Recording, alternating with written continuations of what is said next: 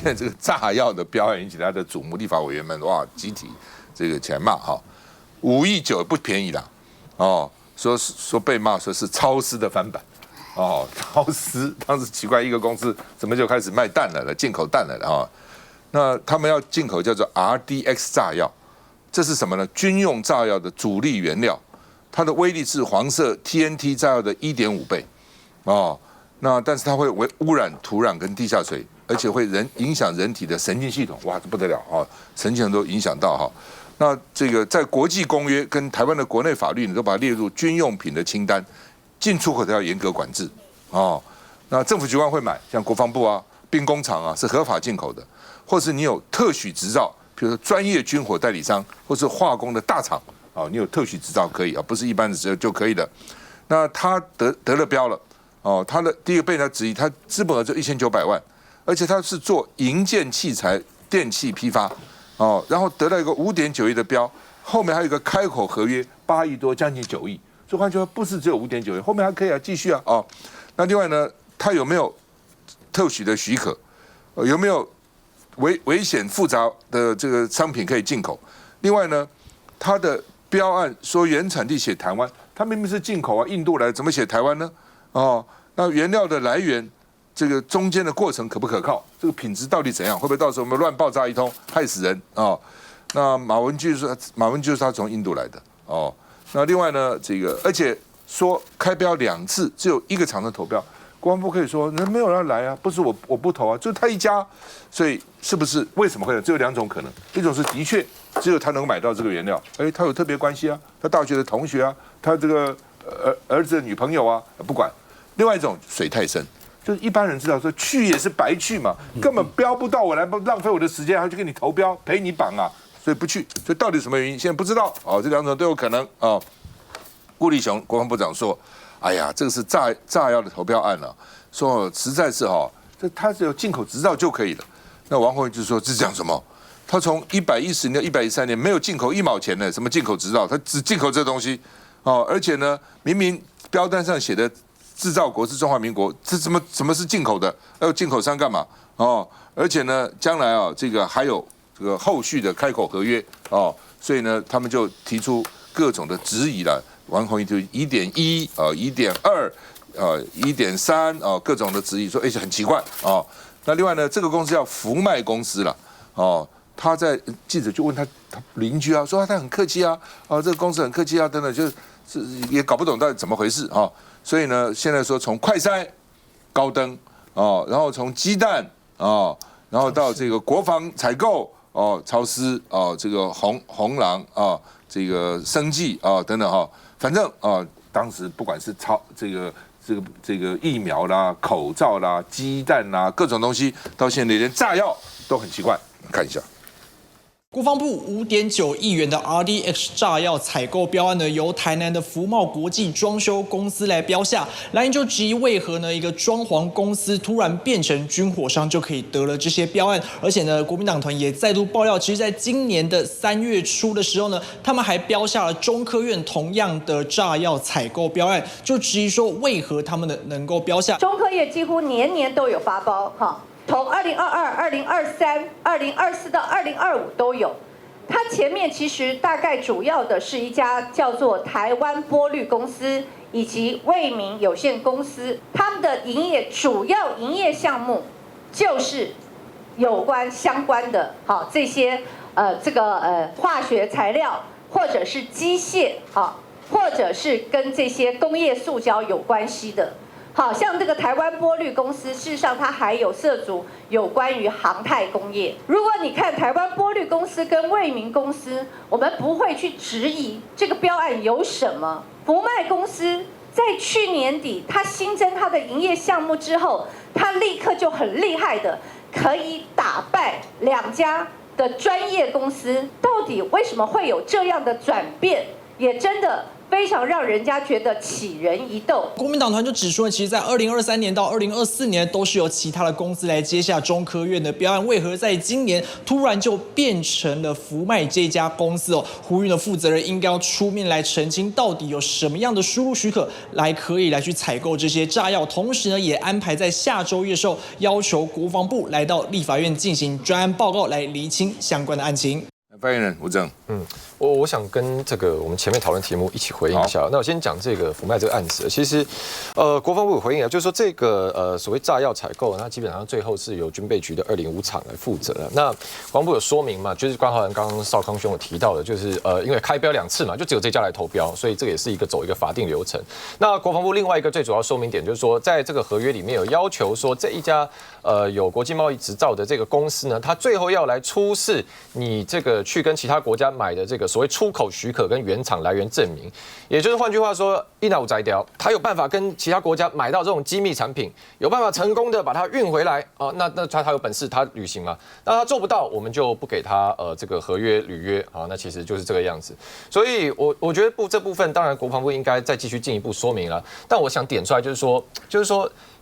有没有这个过程里面有没有东西应该可以来检讨，跟它是不是一个弊案，其实是2件事情。怎么说？就是刚刚大家也提到说，因为这个炸药是一个高敏感性的东西啊，包含你要去取得其他国家的出口许可，包含它在运送过程它的这个可以容忍的晃动、震动的系数，可能比一般货品来的低很多。好，所以一般的这个货运船你可能也没办法来承接。就是说，那这个厂商到底能不能完成这么多的要求事情啊？那其实现在可能是这部分大家会觉得有担忧的。可是说为什么就他一家来投标呢？那是不是例如说，因为我有去就这个案子，我去问请教一些对军备这个军购过程比较熟的朋友。那其实大家有提到啊，说会不会民间有这种感觉，就是你205厂，例如说验收的时候，可能要求很严格，可能大家觉得说我去投这个案子，我成功几率很小，好不容易过啊，所以最后有一家这个案，他觉得他可能觉得他艺高人胆大，或觉得说，这个我觉得我可以赚到钱，我觉得我可以成功，那我来投一下。可他过去的时机其实没有这么丰富，那他最后如果没有履约完成的话，那其实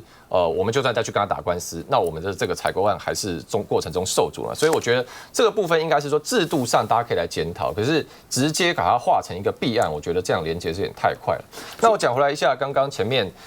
在讲这个包含苗博雅提的事情，我觉得阿苗讲的话是稍微有点被误解了。我觉得他跟刚刚包含将军提的其实不冲突，因为阿苗在讲的是说。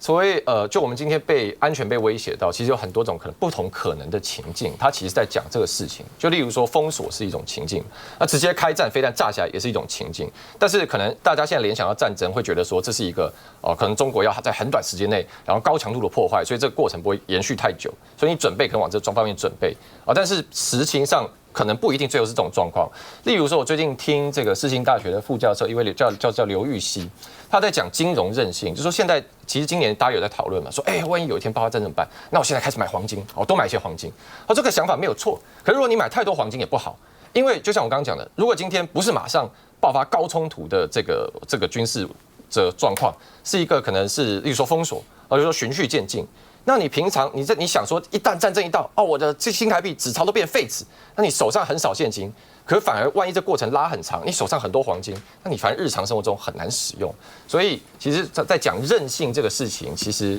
这就在讲说，我们对于各种状况都要有所准备啊。那当然将军刚提到说，真的爆发战争，伤亡很惨烈，这也是一种情境。那我觉得这个不冲突了。最好手上又有很多钞票，又有很多黄金，那当然最好。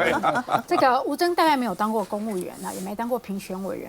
这2个事情我都干过公务机关采购是有它的惯性跟它的这个 SOP 的，所有违反常理的采购你说有没有弊案？我觉得80%都可能有啦。这个就是违反常理啦。什么叫违反常理不要说这个是6亿的，不要说这是跟国防部我以前在台北市政府，你要来跟我标一个200万以上的活动我就会先看你过去有没有时机，有没有跟我台北市政府来往过。没有的话，你有没有跟其他的县市政府来往过？这是第一个。第二个，你有没有办过类似的活动？第三个，你干这一行干了多久了你就算都没有做过公家的生意，你都是帮民间办活动，那也可以你办过哪一些我总是要看这些，我才能信任说一家我都不认识的公司有能力来接我的活动嘛这是常理嘛那这一家公司，这家装修公司呢，它是去年就这么刚好，去年才去增加它的营业登记，而增加了一个这个国际贸易，然后刚好就符合这个我们顾立雄说的它有国际贸易的资格啊。不好意思，全台湾有国际贸易资格的公司啊，大概没有5万，也没有10万，也有个5万家吧，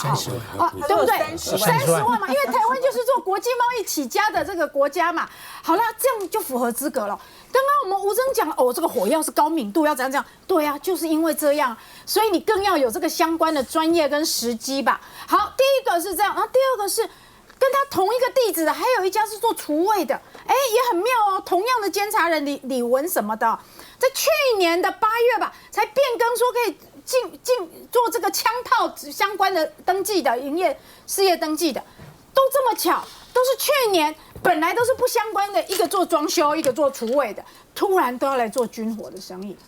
这不奇怪吗？你说这个生意人他很厉害，他觉得台湾现在因为民进党要大幅增加国防预算，所有的产业都要转军火相关的。军火相关的门槛没有3两3，没有办法上梁山呢。所以你说这里面是不是高登的翻版？高登一家小吃店老板跑去成立一家生技公司，一成立就可以得标16亿的快筛，然后卫福部莫名其妙不跟他签了，他也一句话都不敢吭声，也不敢叫。然后超市在台湾缺蛋，准备要进口鸡蛋前才去成立超市，然后就拿到我们的这个进口鸡蛋的标，都这么刚好，都这么及时雨，都这么趁火打劫，缺蛋、缺快筛、缺军火，然后都刚刚会好，有这种奇怪的公司转型，然后都转型成功。来，将军，我想从专业的角度来讲，因为我在军中44年。我在国防部、在陆军总部任职的时候，负责军事采购相当多的作战需求，还有审查。我只讲2个专业，因为媒体很多大家报道很多这些问题，那些可能的弊案我讲可能。但我讲2件事，国防部不讲清楚，呼吁在野党的立委好好就这2件专业的角度审查。第一个。只要是国防部的军事采购，尤其是这种特许的采购内容，第一个不是开标、投标，是叫做资格标审查。你有意的厂商把你的证件资料送来，我先审查你够不够资格投标。资格标审查有很多规范，资格标就是你先把资格取得了，你有没有相关的专业人士？我说我只要有个号码就可以进口 ，OK？ 请问你公司懂火药、懂化学采购的硕博士，从事这个行业10多年经验的，请你提出来。我们的资格标审查里面，针对公司这个采购项目的专业人士、专业经历、专业的经验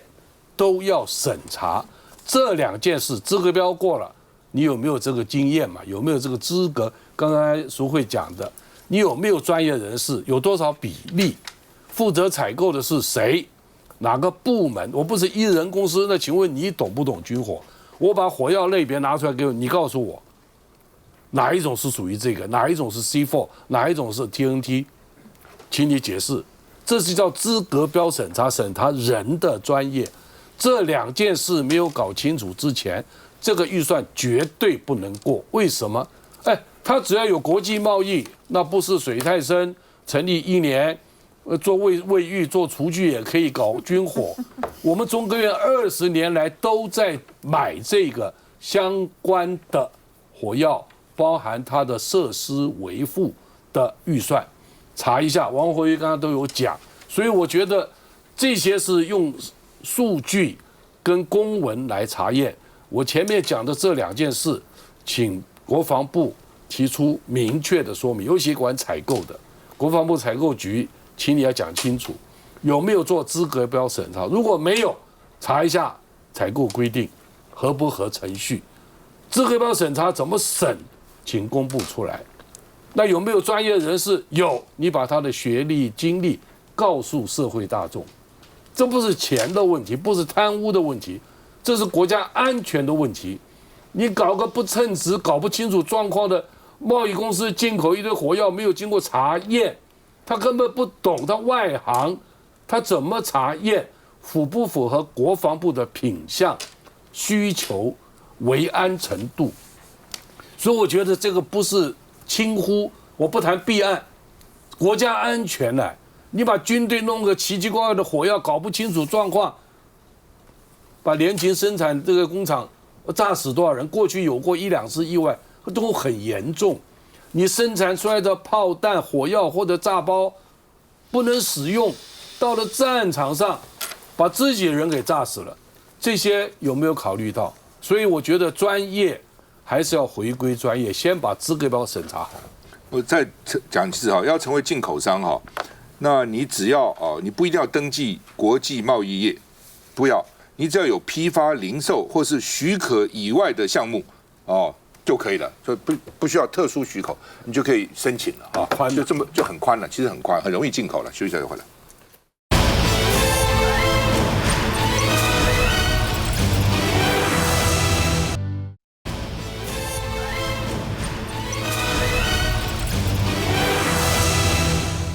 好，那么沈伯洋他这个在 Threads 上分享上战场意愿调查。你们有没有意愿？要不要去台湾有难？要不要为国捐躯？结果被质疑，说你当过兵吗？而且呢，他说没有当过兵的就不能保卫国家吗？而且90%的人战争不在战场上啊，那难道是在发呆吗？替代役就是民防啊，他说我替代役是民防啊，所以现在搞这个民防很合适啊。那另外呢，所以引发热议那所以他因为被质疑没有当过兵嘛，所以就笑他，你搞什么还什么，叫大家怎么样打仗，怎么样防这个备战，怎么样防止这个死伤战争那说上战争人可上班上课嘛，苗博雅讲的不是只能等死了那另外呢，台风也可能要是上班啊，所以大家就笑他们那黑熊学院现在力挺苗博雅，讲得太好了我们黑熊学院就是这样想的，而且老共他虽然有600颗超音速飞弹飞弹很贵啊，不可能乱打，他每个飞弹要算准了打谁才会打不打我们老百姓干嘛呢？不会的，放心好了所以呢，这个有一个观点评论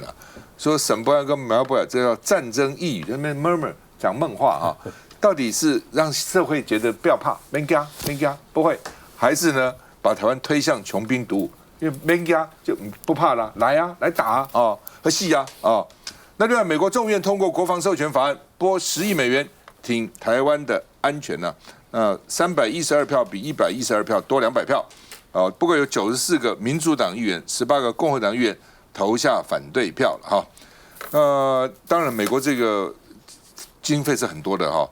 这个超过9000亿美金的这个法案那拨了10亿，说挺台湾那另外呢，和平对话要跟贺主共存，这是美国在台协会的会长古立言讲的所以顾立雄说 AIT 的这个办事处主任，所以呢，这个古立言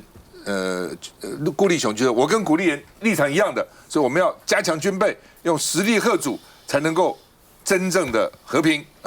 那古立言甚至说呢，他愿意到立法院，你不编了1.25兆的这个